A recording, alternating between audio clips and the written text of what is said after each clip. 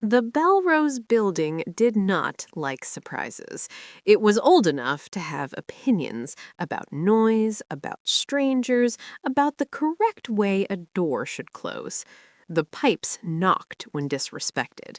The floors complained when stepped on too heavily. The elevator, in particular, punished impatience by stopping wherever it pleased. On the morning Oliver Bell died, the elevator stopped between the 7th and 8th floors. It stayed there long enough for Mara Klein to notice. She was holding a paper bag of groceries against her hip, a thin brown handle biting into her fingers. Milk, bread, apples, the ordinary things people buy on mornings when they expect the rest of the day to continue behaving. The fluorescent light flickered once, twice. Mara counted under her breath, not out of fear, but habit. She counted when she waited for water to boil, when she lay awake at night, when she needed proof that time was still moving. 17, 18, 19. The elevator shuddered and resumed its climb. Of course, she muttered. When the door slid open on the 8th floor, the hallway greeted her with its usual blend of stale air and lemon cleaner.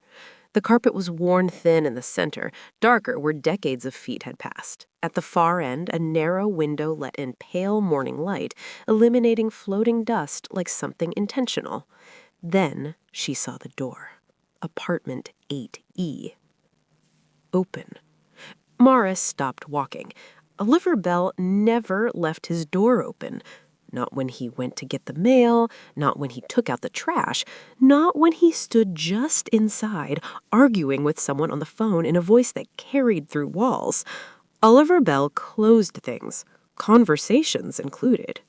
Her grip loosened, the grocery bag slipped, hit the carpet, and tipped over. An apple rolled free, bumping gently into the open doorframe of 8E before settling there, as if it belonged. The hallway was quiet in a way that felt staged. "Mr. Bell," Mara called. Her voice sounded wrong, too loud, too present. Nothing answered. She took a step closer. The apartment beyond the doorway looked tilted, not messy, not ransacked, just disturbed. A chair pulled back at an angle, a lamp shifted slightly from its usual spot, a framed photo face down on the floor. The Belrose didn't do chaos, it did routine. Any deviation stood out like a stain.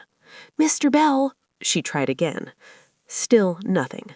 She nudged the door open with her foot. That's when she saw him.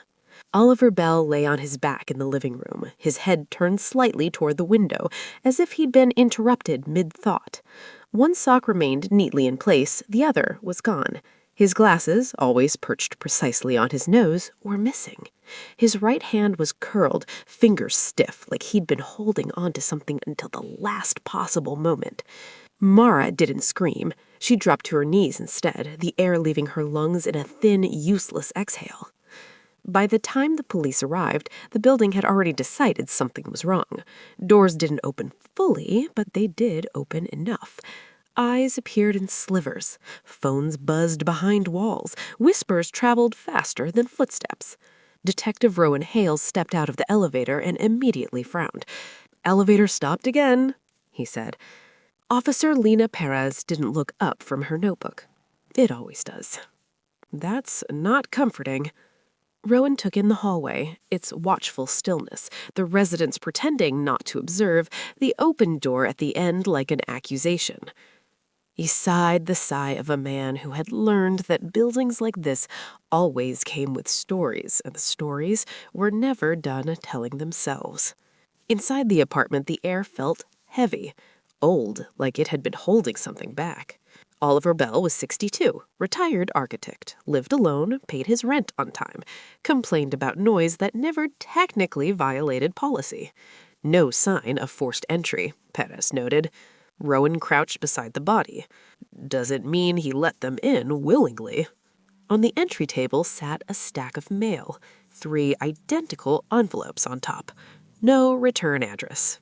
Each marked with the same symbol, drawn thickly in black ink. A circle, split cleanly down the middle. Rowan picked one up, turned it over, and frowned. "Ever see that before?" Paris asked. "Not yet," he said, which usually means I will again. At 10:42 a.m., Oliver Bell was officially pronounced dead.